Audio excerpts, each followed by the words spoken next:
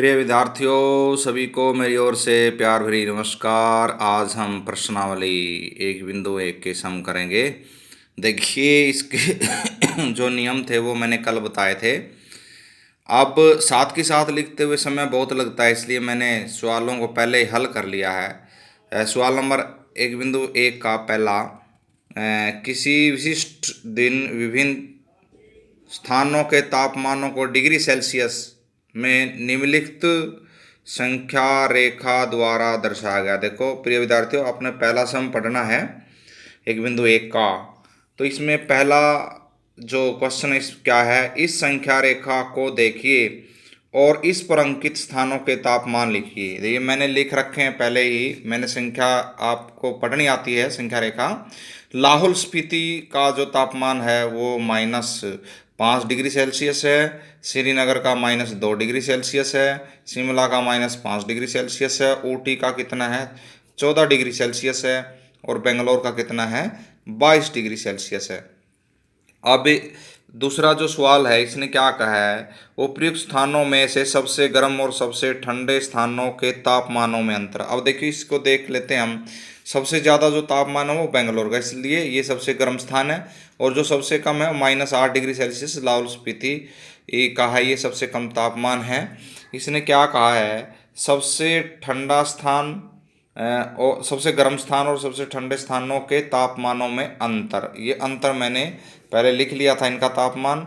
ये बेंगलोर का तापमान है, ये लाहौल स्पीति का है। अगर हम बेंगलोर के तापमान में से लाहौल स्पीति के तापमान को माइनस करते हैं, ये माइनस माइनस प्लस हो जाएगा। ये कितना हो जाएगा 30 डिग्री सेल्सियस। कितना होगा ये 30 डिग्री सेल्सियस।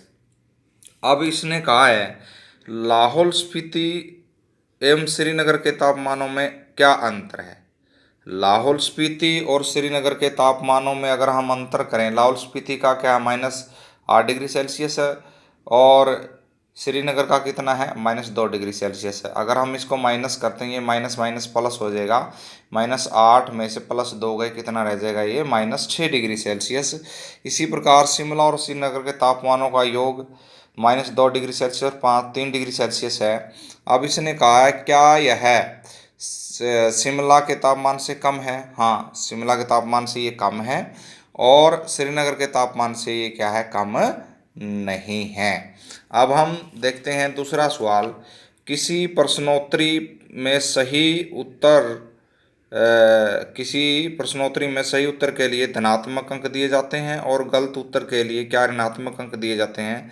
यदि 5 उत्तरोत्तर चक्रों में जैक द्वारा प्राप्त किए गए अंक 25, -5, -10, 15 और 10 थे, तो बताइए अंत में उसके तापमानों का योग कितना था। तो बिल्कुल इजी है ये। हम इनको क्या करेंगे, सबको जोड़ देंगे। हमने क्या करना है, जोड़ करने हैं। ये अंकों का जोड़ बड़ा ही आसान है, और इन अंकों का जोड़ कितना आएगा 35 आएगा। कितना आएगा 35 आएगा। अब सवाल नंबर 3 देखिए क्या है। सोमवार को श्रीनगर का तापमान -5 डिग्री सेल्सियस था और मंगलवार को तापमान 2 डिग्री सेल्सियस कम हो गया। मंगलवार को श्रीनगर का तापमान क्या था। बुधवार को तापमान 4 डिग्री सेल्सियस बढ़ गया। बुधवार को तापमान कितना था। अब देखिए, सोमवार को जो तापमान है वो कितना -5 डिग्री सेल्सियस है, और मंगलवार को -2 कम हो गया। तो -5 से -2 कम होगा तो कितना हो जाएगा ये -7 डिग्री सेल्सियस। और इसी प्रकार उसने फिर कहा भाई बुधवार को है ना 4 डिग्री सेल्सियस बढ़ गया। मंगलवार को इतना था, ये 4 बढ़ गया, तो इसका ये मतलब ये कितना हो गया -3 डिग्री सेल्सियस हो गया ये। अब देखिए चौथा सवाल। एक हवाई जहाज समुद्र तल से 5000, देखो मैं इसको चित्र से बताता हूँ। ये हमारा समुद्र है यहाँ पे, इससे 5000 ऊपर ये हवाई जहाज उड़ रहा है, और समुद्र से नीचे 1200 मीटर की गहराई पर क्या है, पनडुब्बी है। इन दोनों के बीच की दूरी बतानी, तो इन दोनों के बीच की दूरी क्या है 5000 और 1200 का हम जोड़ कर देंगे, कितना आएगा 6200 मीटर आएगा। प्रिय विद्यार्थियों, मैं ये पहले भी करवा चुका हूँ। अब देखिए पांचवा सवाल।